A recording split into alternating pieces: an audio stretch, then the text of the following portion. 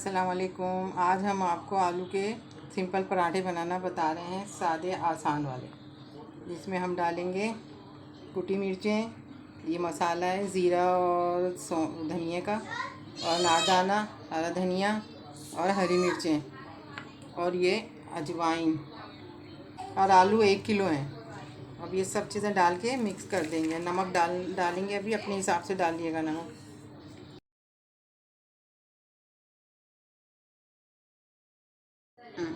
अब ये नमक हस्ब जाएगा।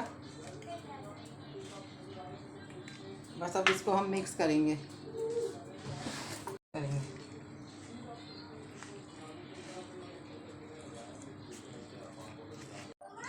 अब ये भुर्ता बन गया है। अभी हम इसे ना थोड़े से प्याज से भगाएंगे। ये अब हम प्याज डाल रहे हैं।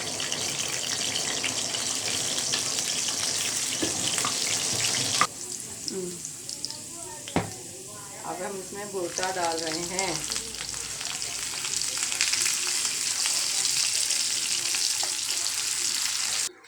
अब ये देखें पूरा फ्राई हो गया है। बस ज़रा सा और करेंगे, उसके बाद हम अब पराठे बनाना शुरू करेंगे।